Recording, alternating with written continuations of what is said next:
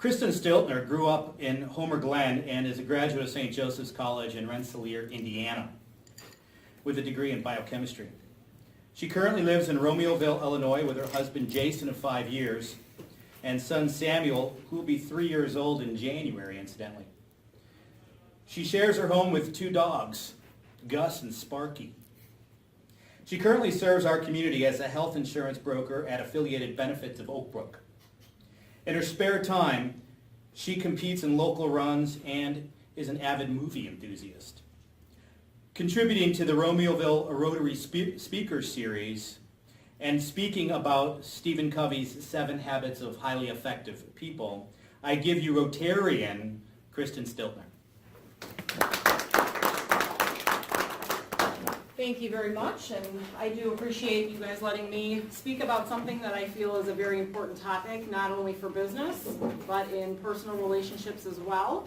If you've never had a chance to read this book, it is something that was, I believe, written in about 1989, but still holds true today. All of the values and everything he talks about is very important in your day-to-day life, whether, again, it's professional, personal relationships, etc. It just kind of makes things more positive and how to use the best of the time that you're given here. So here's the book, and I do suggest that you guys read it if you have the chance. So again, my name is Kristen Stiltner. I'm very happy to be a part of the Rotary Club and looking forward to all of the things I can help do for the community and who I can meet. Again, hobbies include my family, running. I like taking photos of my son, and just kind of getting some time to do some volunteer work as well, which is why I wanted to become an active member of Rotary Club here. So I did pass out a sheet to all of you, and we will kind of use this as we're going through the talk to just give a little visual. But 7 Habits of Highly Effective People. The reason I really found this to be a good topic to talk about was, again, because it puts in place the right mindset for life. Again, business, personal endeavors, it just helps you focus on what's important and how you can be the most effective person you can be. So if you look at your sheet here, I did write out the 7 habits for everybody. If someone wants to read the first one, shout it out. Be proactive. Be proactive. So what does that mean? What do you take out of that in being proactive? Anyone? Know where you're going. Mm-hmm. Yep, absolutely. And it's as simple as that. Be proactive. Successful people do things differently. They look at what can I do to improve my life and not what is happening to me that I can't control.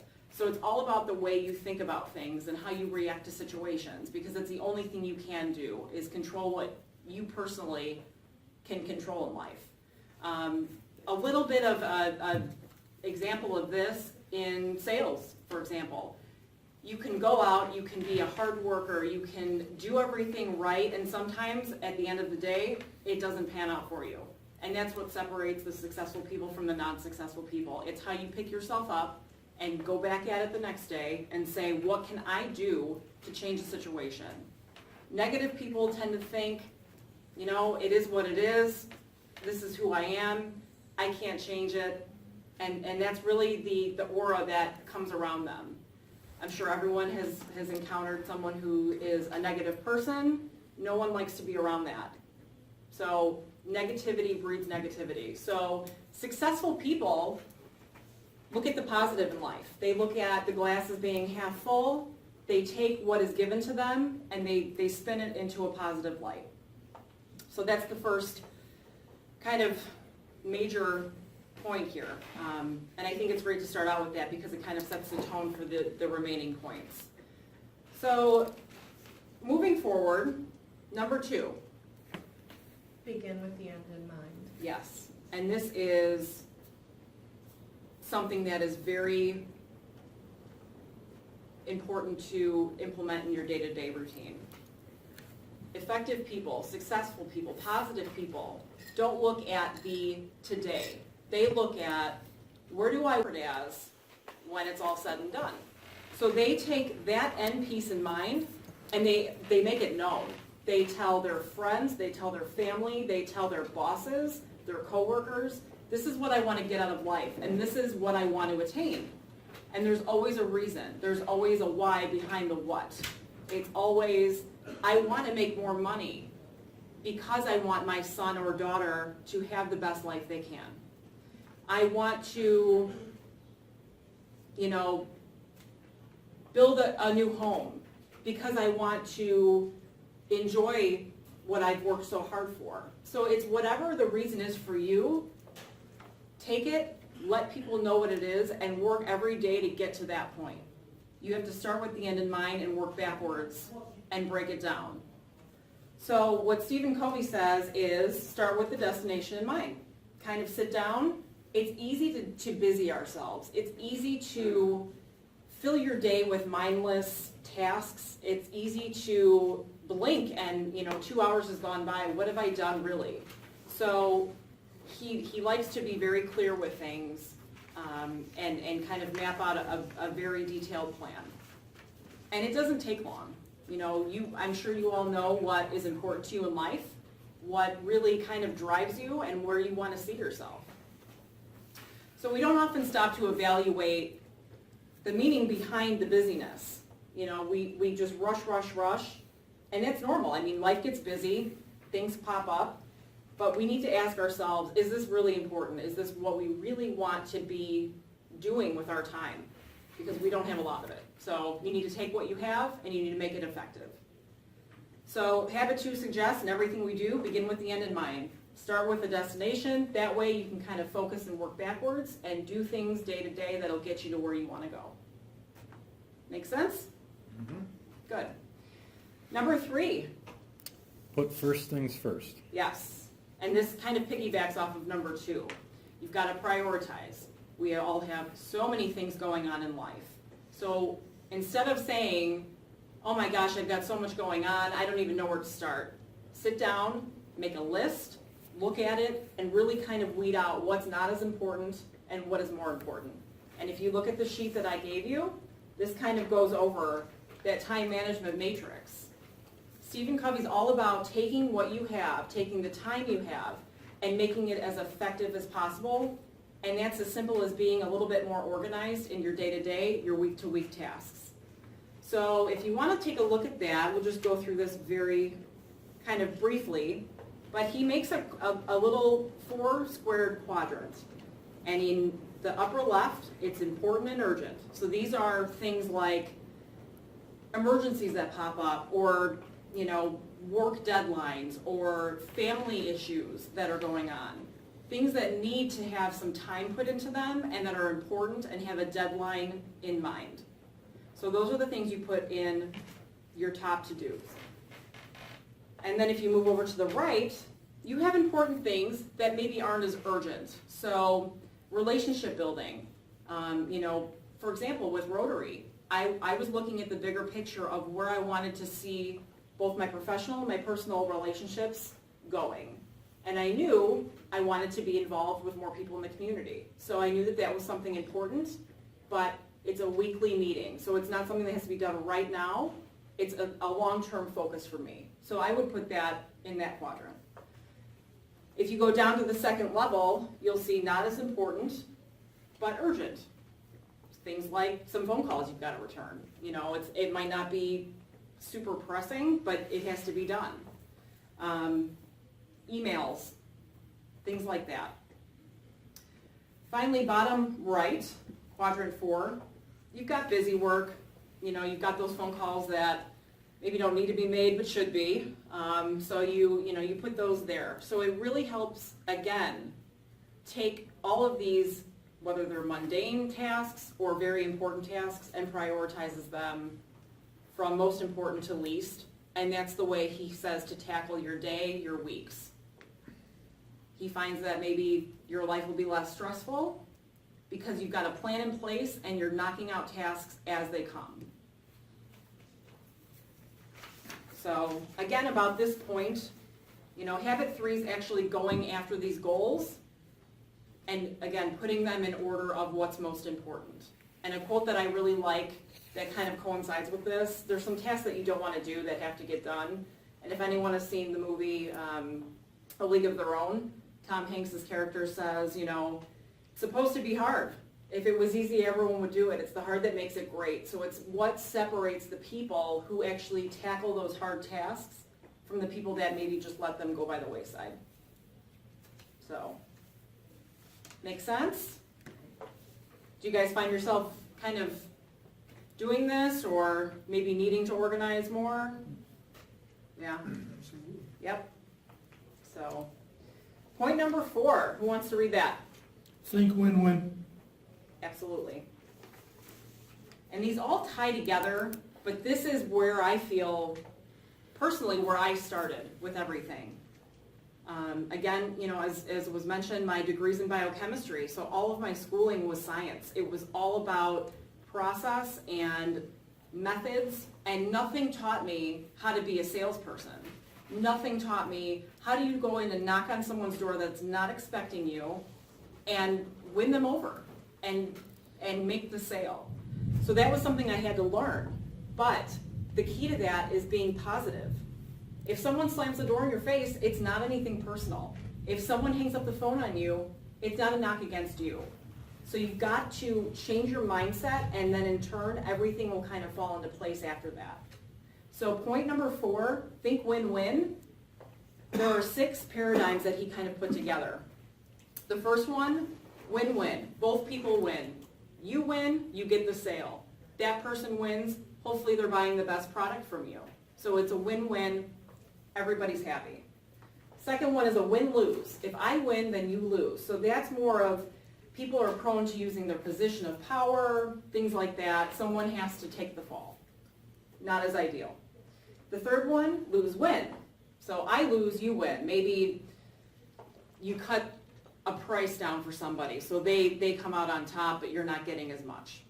Again, not as ideal as the win-win situation. And finally, lose-lose. Both people lose. You get the door slammed in your face, that person doesn't get a good product, nobody's happy.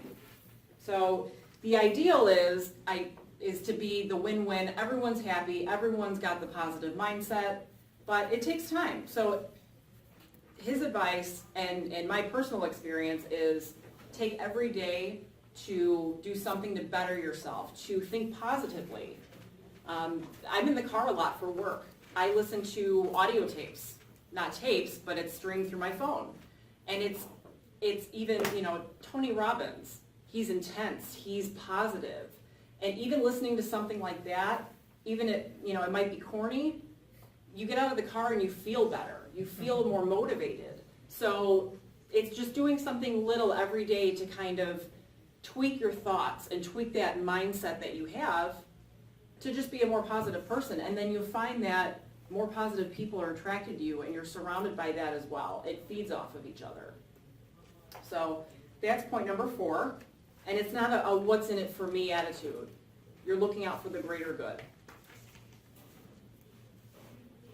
All right, so again, the best possible option is to create the win-win. Everyone's happy, everyone's positive, everyone's good to go. So point number 5, who wants to read that? Seek first to understand and then to be understood.